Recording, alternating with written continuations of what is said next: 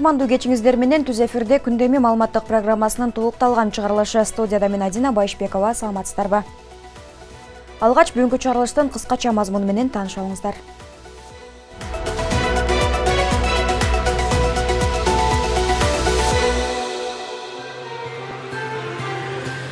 Тажикстан, Кыргызстан, Казакстан, Россия каттамында 8 кг 350 грамм апием чийки затын ташып бараткан жаран кармалды. Баткенде жергиликтүү атка минердин кызматтык унасы окуучуну коюп кеткен. Каладагы кооптуу жолдор качан оңдолот? Оштогу Кудайберди уна тетик базарга киргенде эле жөө адамдар өтө турган тротуар жок. Мындай абал тургундардын наразычылыгын жаратууда. Чиновниктердин эмгек өргүүсүн көбөйтүү. Жогорку кеңеш талкуу жараткан мыйзам долбоорду ким ката кетиргенин айтты.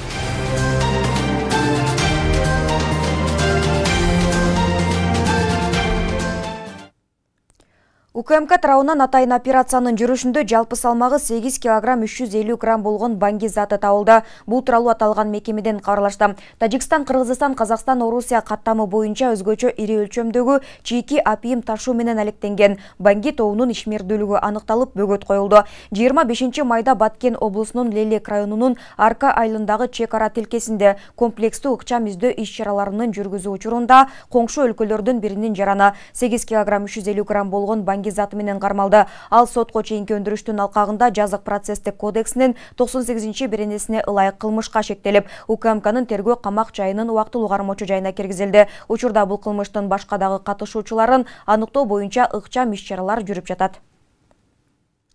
Тамеки аткезчилигинин ири партиясын мыйзамсыз коңшу Казакстанга алып өтүү аракетинин алдын алынып, ага бөгөт коюлду. Бул тууралуу улуттук коопсуздук боюнча мамлекеттик комитеттен билдиришти. Билдирүүгө ылайык 2022 жылдын 22 майында Кыргызстандан Казакстанга чыгып кетип жаткан учурда чоң капка унаа жол өткөрмөсүнөн кыргыз жаранынын башкаруусундагы жүк ташуучу унаа кармалган. Текшерүүнүн жүрүшүндө акциздик маркалары жана уруксат берүү жөнүндөгү коштоочу документтери жок 89 куту тамеки буюмдары табылган. Учурда УКМК тарабынан салыктык чегерүүлөрдү төлөбөй коюу түрүндө келтирилген зыяндын өлчөмүн жана бул мыйзамсыз ишке катышкан адамдарды аныктоого багытталган тергөө ыкчам иш-чаралар жүргүзүлүүдө деп билдиришти УКМКдан.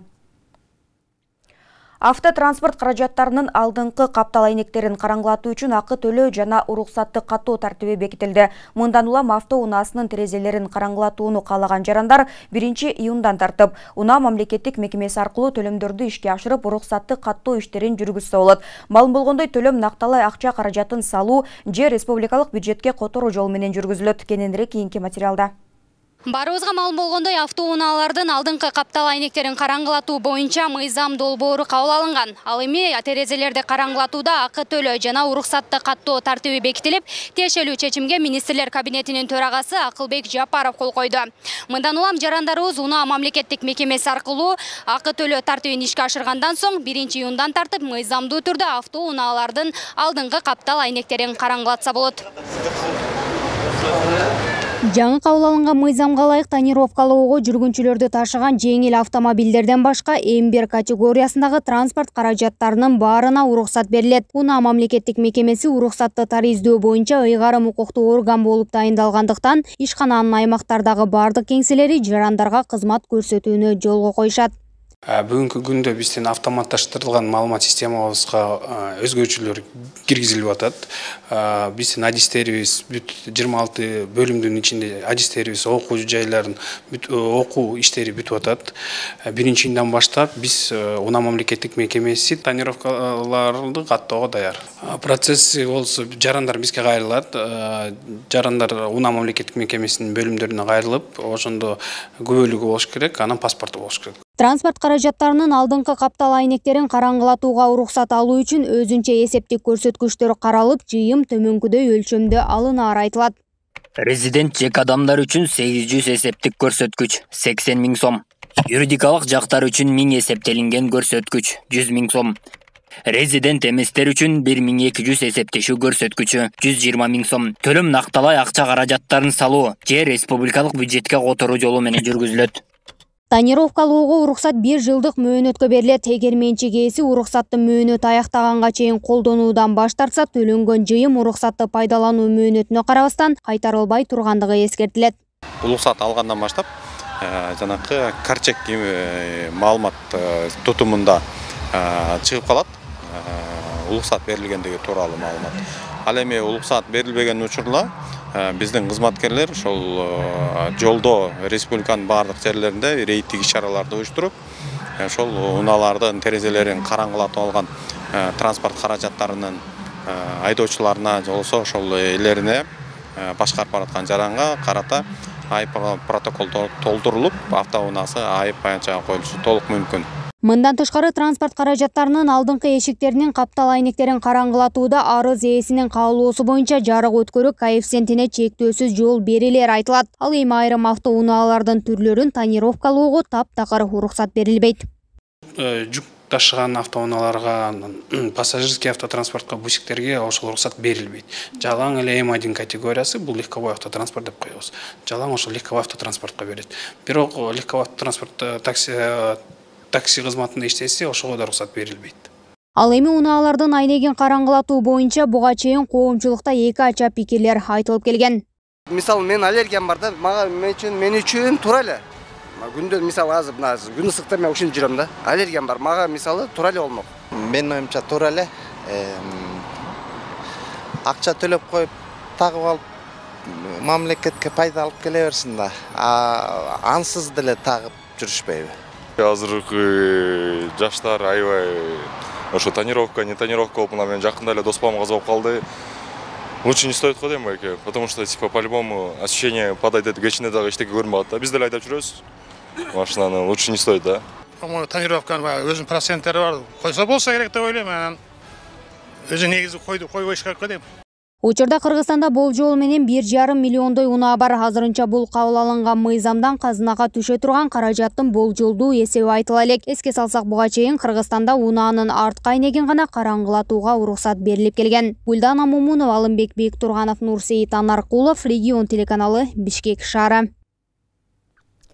Жабат облусунун Сузак районунда электр мамыга асылып турган эркек кишинин жансыз денеси табылды. Бул тууралуу Өзгөчө кырдаалдар министрлигинин басма сөз кызматынан билдирди. Комсомол айылында жогорку чыңалуудагы электр мамысына болжол менен 22-25 жаштагы Азиат түспөлүндөгү эркек кишинин жансыз денеси асылып тургандыгы тууралуу маалымат 102 кызматына түшкөн. Жерине 4 куткаруучу тартылып, жансыз денени Ички иштер министрлигинин кызматкерлерине өткөрүп беришкен деп жазылат маалыматта. Ош облусунун Өзгөн районунда 17 жаштагы баланын сөөгү табылды. Бул тууралуу Өзгөчө кырдаалдар министрлигинин маалымат кызматы кабарлады. Билдирмеге караганда, өспүрүм 22 май күнү Коргон айылындагы үйүнөн Супа жайлоосундагы малды кароого чыгып кеткен боюнча дайынсыз болуп жаткан. Баланын туугандары аны издеп жатканын айтып, Өзгөчө кырдаалдар министрлигине 24 май күнү кайрылышкан. Издөө иштерине Өзгөчө кырдаалдар министрлигинин Өзгөн райондук бөлүмүнөн 5 куткаруучу тартылып, анын сөөгү ошол эле күнү Үңкүр айылынан табылган деп жазылат маалыматта.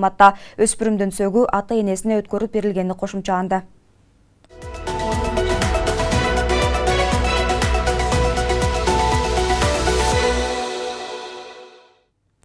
Мамлекеттик кызматкерлердин эмгек өргүүсүн узартуу боюнча талкуу жараткан мыйзам долбоорунда депутат Жусупбек Коргонбай уулунун консультанты ката кетирген. Бул тууралуу Жогорку кеңештин басма сөз кызматынан кабарлады. 2022 жылдын 20 майында Жогорку кеңештин расмий сайтына коомдук талкууга чыгарылган Кыргыз Республикасынын эмгек кодексине өзгөртүүлөрдү киргизүү жөнүндө мыйзамдын долбоорунун тегерегинде жаралган жагдай боюнча төмөндөгүлөрдү билдиребиз. Тиешелүү териштирүүнүн негизинде депутат Жусупбек Коргонбай уулунун консультанты катачылыкка жол бергендиги аныкталды. Аталган депутат жогорудагы мыйзам долбоорунун демилгечиси эмес деп билдиришти Жогорку кеңештен. Эске салсак, Жогорку кеңештин сайтында чиновниктердин эмгек өргүүсүн көбөйтүү боюнча мыйзам долбоору коомдук талкууга коюлуп, анын демилгечиси катары депутат Жусупбек Коргонбай уулу көрсөтүлгөн. Кийинчерээк депутат бул мыйзам долбоорун сунуштабаганын айтып, тескерисинче чиновниктерди камчылатып иштетүү керектигин айткан. Бир канча убакыттан кийин мыйзам долбоору Жогорку кеңештин сайтынан алынган. Баткен шаарынын ички көчөлөрүндө жол кооптуулугу көч. Мындай пикирин шаар тургундары билдиришүүдө. Айыл макамында турган Баткен аз убакытта облус борборуна айланып, көчөлөрү көп сандагы унааларга ылайыксыз. Ошол эле учурда облустук бийликтен тартып райондук жана шаардык бийликтер Баткен шаарында жайгашканына карабай, 20 жылдан ашса да бул көйгөйгө маани бербей келишет. Ал эле эмес, жергиликтүү атка минердин кызматтык унаасы окуучуну коюп кеткен учурда катталган. Быйылкы окуу жылында эле 3 окуучу жол кырсыгына кабылган. Кененирээк кийинки материалда. Акыркы жылдары Баткен шаарында жол эрежелерин сактабаган айдоочулар көбөйүп, ички жолдордо унаа тыгындары күч алды. Жол белгилерин кенебеген айдоочулардын айынан 3 окуучу жол кырсыгына кабылып, жараат да алышкан. Алардын бирөөсүн жергиликтүү атка минердин кызматтык унаасы коюп кеткен. Быйылкы окуу жылында 2 окуучубуз жол кырсыгына кабылды да. Бул аябай чоң ылдамдык менен келет машиналар. Өйдө жактан келип, ошо кичинекей балдарыбызды уруп кетти. Кат менен кайрылганмын, бир нече жолу кайрылдым. Ошондой болсо дагы бул жердеги белгилер бизге азык кылып атат да. Көбүрөөк ошол белгилерди коюп берсе, балдар өткөндө же милиция кызматкерлерине кайрылганбыз биз, майылдерге дагы. Алар дагы ошол кызматкерлердин жетишсиздигинен бизге жетишпей атат да. Шаар тургундары унаалардын кыймылы көзөмөлсүз калганын айтышууда. Анын айынан өзүн билемдик менен унаа башкарган айдоочулар көбөйүп, жол белгилерине көңүл бурушпайт. Ошол эле учурда жол белгилери да жетишсиз дешет. Акыркы убактарда жол кырсыгы баягындай айдоочулардын баягы көңүл кош мамиле жасагандыктан, жолсо айдоочулардын баягы атайын коюлган знактарды карабагандыктан да жол кырсыктары көп кездешип атат да. Андан кийин бул жерде бул знактарды кээде бизде дейсиң гайлар тараптан дейбиз же мэрия тараптан бул баягы знактар да коюлбай калган да. Баткен шаары облус борбору болгондуктан башка аймактардан да унаалар көп санда келет. Тар көчөлөр ага ылайыксыз болуп, унааларын жол четине башаламан токтотуп койгон айдоочулар жөө жүргүнчүлөргө ыңгайсыздык жаратууда. Мындан улам шаар бийлиги унааларды токтотуучу жай куруусу зарыл дешет тургундар. Биринден бир милдети ушундай шарттар түзүш керек да элгечи. Ошондой автоунаа токтой турган жер. Мисалы үчүн могул эле жерде, жакын эле жерде ошол автоунаа токтой турган жер бар. 24 саат иштесе болот ошол элечи. 10 сомдон 20 сом ошол жерге киргизип, мисалы үчүн. Андан сырткары эле могул азыр эле могул эмени көрүп турасыз. Тротуардын азыр уже машиналар тротуарга чыгып. Бул деген жөнөкөй жараганга биз тоскоолдук кылып атат да машиналарчы. Тротуардын жарына чыгып алган, сиз эртең 1 айдан кийин момент өтөсүз, мындай кылып. 2 бүт эмес 1 бүтө өтө турган болуп калат да. Ал эми жол кыймылынын коопсуздугун камсыздоочулар шаарда кызматкерлердин санынын жетишсиздигин жүйө келтиришет. Унаалардын башаламандыгын жоюу үчүн эреже бузган айдоочуларга чара көрүүгө бул кызматтын өзүндө шарт жок экен. Мындан улам аларда шаардык бийликке унаа токтотуучу жай курууга сунуш беришкен. Жет кызматкер дагы жетишпейт экен. Азыр автоунаалардын саны өскөндүгүнө байланыштуу биздин кызматкерлер тазалап өтүп кетсе, артынан эле кайрадан дагы толтурушуп кетишип атат. Жазган сайын буруш, жаңжал болуп, жанагындай эме болуп турупчу. Ал боюнча мэрияга кат бергенбиз. Жанагы автостоянкалар боюнча. Автостоянка жоктугунан ушундай автоунаа тыгындары пайда болууда. Шаардык бийлик бул көйгөйдү бир заматта чечүүгө мүмкүнчүлүктөрү жок экенин айтышты. Келечекте шаар четине муниципалдык базар куруп, автобекетти да көчүрсө иретке келет деген гана үмүттө турушат. Ага чейин облус борборунда жол эрежелери жазуу түрүндө гана калып турат. Келечекте биз пландаштырып атабыз. Мисалы үчүн шаарыбыздагы автовокзалды ошо базардын жанындагы автовокзалды жогору жак Четбулак кварталына чыгарсак, ал жерде тыгын кетет. Анан планыбыз бар дагы муниципалдык базар курабыз Четбулак кварталына. Ошо базарды чыгарсак шаарыбызда тыгындар токтойт деген ойдомун. Ушул иштер канча убакытта алат? Эми быйылга пландаштырылган, айта албайм. Бирок быйылга бүтүрөбүз. Баткен айылы 2000-жылы облус борборун айланып, райондук маанидеги шаар макамын алган. Ошол учурда 10 миңден ашуун калк жашаган облус борбору 2009-жылы облустук макам алып, калкы 23 миңге жеткен. Учурда 30 миңге жакын тургун жашап, шаардын көчөлөрү мындан 20 жыл мурдагыдан өзгөргөн эмес. Нургазы Жайнаков, Регион телеканалы, Баткен облусу. Оштогу Кудайберди унаа тетик базарга киргенде эле жөө адамдар өтө турган тротуар жок, анын ордуна соода контейнерлери коюлуп, жарандар базарга машиналар менен аралашып киргенге мажбур. Бул өз кезегинде адам өмүрүнө кооптуулукту жаратууда. Мындай пикирди айткан шаар тургундары тротуар маселесин чечүүнү талап кылып, кала бийлигин көзөмөлгө алууну талап кылышууда. Бул тууралуу кененирээк Асель Сыздыкова сөз кылат. Жалпы 11,5 гектар аянтты ээлеген Ош шаарындагы Кудайберди унаа тетик базарында тротуар жок. Анын ордуна соода контейнерлери коюлуп, жөө адамдар базарга машиналар менен аралашып киргенге мажбур. Бул өз кезегинде унаа башкаргандарга, жөө жүргөн жарандарга ыңгайсыздык жаратып, адам өмүрүнө коркунуч алып келет. Ош шаарынын тургуну Нургазы Абдувалиев Кудайберди базарындагы башламандык, мыйзамсыз иштер тууралуу төмөндөгүлөргө токтолду. Тротуардын жоктугу эмне менен байланышат? Бул мына соода кылуучу контейнерлердин орнотулгандыгына байланыштуу. Эгерде тротуар кура турган болсо, демек бул контейнерлер алынып салынышка туура келет. Ал эми тротуардын курбагандыгы бул жердеги контейнерлердин курулгандыгы, ал эми контейнерлер тургандыгына бул базардын ар мисалга неме алып келет, салык төлөйт. Башка арендаға ижара ақысын береді дегенде. Ошол максатта бул тротуарды жок кылып, неме контейнерлер коюлган соода кылуучу. Кетип аткан кишини кара машина жол менен кетип атат. Көрдүңөрбү? Ушуну мына 2 метр муш жерден мындайынан тротуарды оңдоп койсо, чекеде жүрөбү? Азыр машинага да кылса, мына адамдар машина асфальт машинанын жол менен жүрүп атат. Кокус бирөө илип кетсе жакшы болбойт да. Кимге зыян болот? О, обязательно тротуар буга керек да. Мына карачы, чоң базар өзү. Ошто эң чоң базарлардын бири ушу жер. Мен дала жолу киребиз, запча салабыз. Жөө кээде машина менен келип калсаң, ятаттайсың да. Бүт адамдар машина жолдо жүрөт. Пробканы кара. Азда бүгүн да азыраак экен, аны көрдүң, бүт машина жол менен жүрүшөт. Пешеходный жол коюп берсе, абдан жакшы болот эле. Себеби мындай жүргөндө калсаң, келатканда көбөй калсаңыз машина уруп кетиши мүмкүн, сиңа берсе чочуп кетишиңиз мүмкүн. Аз гана жазып жакшы болот эле. Кудайберди базарынын ортосунда Яккали каналы жайгашкан. Учурда каналдын эки тарабы көпүрөсү менен кошо жеке менчикке сатылып, мыйзамсыз курулуштар түшүп кеткен. Ишкерлер суу коргоо зонасында көп жылдан бери соодасын жүргүзүп келет. Тиешелүү кызматтар ушул күнгө чейин аларга эч кандай чара колдонгон эмес. Мыйзамдуу деп эле ойлойм, себеби акчасын төлөп отурам. Анан башкасын билбейм, эми чоңдор жооп берет да. Эми Кыргызстандагы немелер каяка барсын? Мына же иш болбосо, неме болбосо, өзү текстил мурун жакшынакай ишкана болчу. Ошону кармап калышса болот эле. Бул жакта 5 жылдан бери иштетебиз эми. Ака малын арендеге биз эми берген бизге иштетебиз. Бизге башында айткан бардыгы бар документальный. Ама закон деген үчүн иштетип атабыз. Жеке менчигине карабастан бул жерде мыйзамды сакташ үчүн, башкача айтканда мына мен айтып аткан Яккали каналынын өзүнчө мисалы суу коргоо чарбасы бар. Bizde çarbanın özünçe alardın uşul çarbadagı sunu korgoo boyunca özünçe положение жоболору бар. Жобого ылайык ал сакташ керек, талаптарын сакташ керек. Ал менчигинин түрүнө карабастан мамлекеттик болсун, жеке менчик болсун дегендей. Ош шаарында 2022 жыл тротуар жылы деп белгиленгени маалым. Ага калаада жөө адамдарга жолдорду көбөйтүү үчүн жергиликтүү жана республикалык казынадан атайын каражат бөлүнгөн. Вице-мэр Жасур Азимов Кудайберди базары жеке менчикте болгондуктан аларга эч кандай чара көрө албай тургандыгын айтууда. Бирок тургундарга шарт жаратуу максатында тротуар маселеси боюнча жетекчилиги менен сүйлөшүү жүрөрүн билдирди. Каналды үстүгө чейин чыгыш алып атат, мыйзамсыз ал. Анан водоохранный зонабыз бар, корку зонасы бар сууду. Ошону караш керек. Мына Яккалик тике адашпасам 20 метр болуш керек да, даже 6 метр эмес, 20 метр болуш керек. Анан где-то бир 4-5ке жакын мыйзамсыз курулуштар бар. Бирок ал частный территорияда, ал жеке менчик жерде, ал жеке менчик жерге биз кирише албайбыз, бирок документи жок. Кийинки жумадан уже иш алып барабыз, биз тапшырмаларды бердик.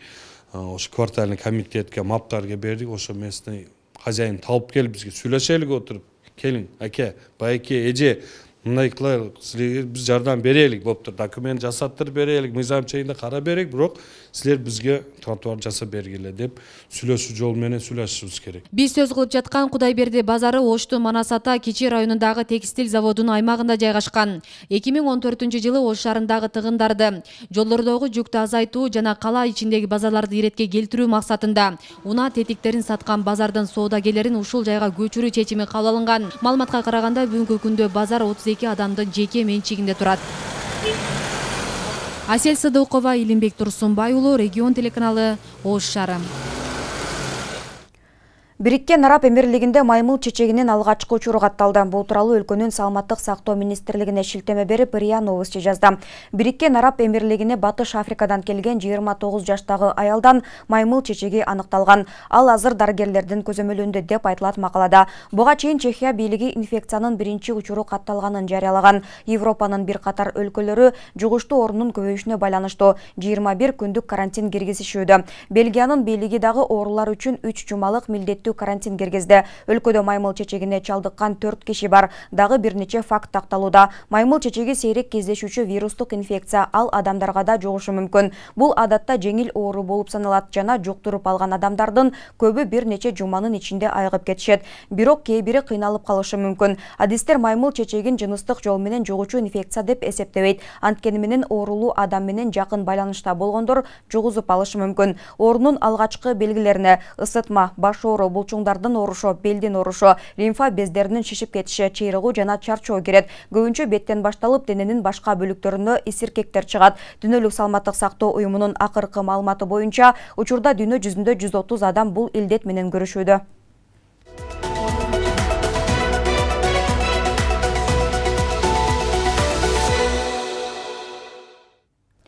Үстүздөгү жылдын биринчи кварталында экономиканын финансы секторунда иш алып барган ишканалардын тапкан пайдасы 2 эсе өстү. Бул тууралуу статистика боюнча Улуттук комитет билдирди. Маалыматка ылайык өлкөдө 591 финансылык уюм бар. Анын ичинде Улуттук банк 23, коммерциялык банк 309, күрөккана 146, микрокредиттик уюм 97, кредиттик бирикме 14, камсыздандыруу компаниясы жана адистештирилген бир финансылык кредиттик мекеме иш алып барат. Алар январь-март айларында 24,4 миллиард сом киреше тапкан. Бул өткөн жылга салыштырмалуу 1,5 эсеге көп. Кирешелердин өсүшүнүн 93% банктарга таандык. Эгер чыгымдардан сырткары таза кирешени эсептей турган болсок, сумма 11,8 миллиард сомду түзөт.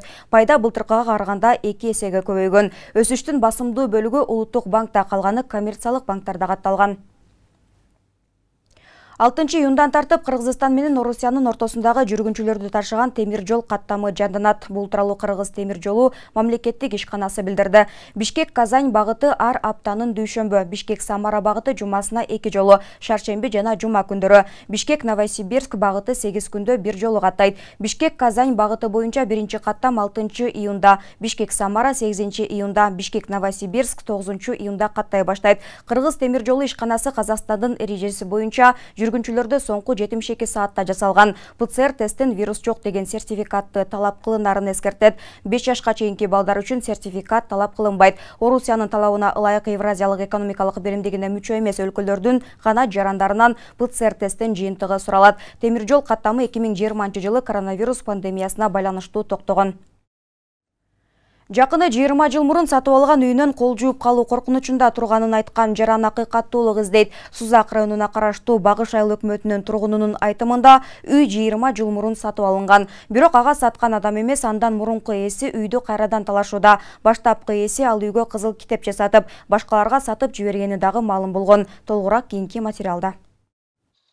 Туракчайдын мурдагы ээси кайрадан үйдү талашып жатат деген арыз менен Багыш айыл өкмөтүнүн тургуну регион телеканалына кайрылды. Сузак районунун тургуну Эрмекбай Кошалиевдин апасы октябрь айынан 20 мурун үй сатып алган. Эрмекбайдын апасы каза болуп калганына байланыштуу үй мурас болуп калган. Деген менен акыркы 2 жылдан бери бул үйдү баштапкы ээси талашып келет. 20-жылдын акырынан бери талашып атат да, жок жерден чыгып калып эле талашып атат. О сатканда 2098-жылы олорго сатып берген. Анан ал каякта жүргөн эч ким билбейт. Анан бизге келгени 20-жылы акырында келди да, ошо кишини көрүп калдым да. Ошо Абдыкапар жана Абдыкапаров Исмаилов.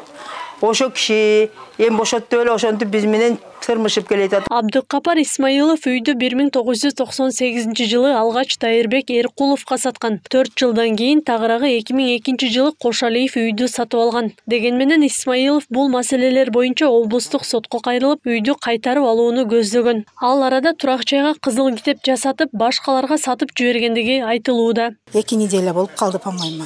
Анан ошо булар мени карап тур деген да үйдү. Анан карасам эле бирөөлөр жүрөт. Анан мен чыгып, силер кимсиңер десем, биз бул үйдүн ээси болобуз, жаңы сатып алганбыз деди. Бул үй спорный үй, азыр сот болуп атат. Кандай силер сатып алдыңар деп ошентсем, мага кызыл китепти көрсөттү да, сатып алдык, мына сатып алганыңыз анык деп. Анан биз сотко барып жүргөндө, бул кызыл китепти бул жасатып алган. Бул киши жасатып алган китепти неме деген. Пока недействительный болуп турсун деп неме кылган да эми дегенде, ошондой болгон десем, биз через нотариус текшердик, бул оригинал деди да. Үйдүн эскилиги жетип, айыл элинин көмөгү менен жаңы там салынган. Исмаилов жана Эркуловдун тил каттарынын негизинде үйдү алганы менен Кошалиев үйдү өзүнө каттатпаган. Былтыркы жылы Багыш айыл өкмөтүнүн токтому менен талаштагы үйдүн жер участогу Эрмекбай Кошалиевдин жеке менчигине өткөрүлгөн. Туугандарынын айтуусу боюнча ал качып кеткен бойдон келбей жүргөндүктөн документ иштери кечеңдеген. Учурда талаштагы үй боюнча соттук процесстерге Эрмекбайдын кошуналары күбө катары өтүп жатыптыр. Аны эл журтун бардыгы билет. Бул киши жок болуп кеткен. Ошондон кийин жок болуп кеткен. 2 жылдан бери, былтырдан бери пайдада. Колунда кызыл документ бар. Госрегистр, бирок өкмөттүн токтому жок. Биринчи местный власттын токтому керек, жер сеники деген. Анан бу жерде азыр госрегистр күнөөлүү. Эмнеге кызыл китеп берген? Каяктан токтому жок деп ойлойм да мен. Анан азыр райондо жанагы бир эже сот дагы башталды, бир эже ачылат. Облус соттун чечимин карабай, кайтып район сот иш баштап атат да ушу нерсеге. Бул мага да кирген, мага да кирип мен Госактын бар, ал жердин ээси менмин деп айтып делген. Но бирок мен өзүм көзүм менен анын колундагы Госрегистр тарабынан берген Госактыны көргөн эмесмин. Но бирок өзү айтып делген. Да, действительно, Госакты алыш үчүн биринчи документация бул айыл өкмөттөн чыгат. Ушул жерде учетун, көчөсүн, анын карап, анан бир токтом берет. Ошол токтомдун негизинде кадастр Госакты берет. 20-жылы мен иштеген эмесмин. Алдым деп атат. Айыл өкмөттөн алды токтомду, Госрегистр алынысы бар же жок кылып берди.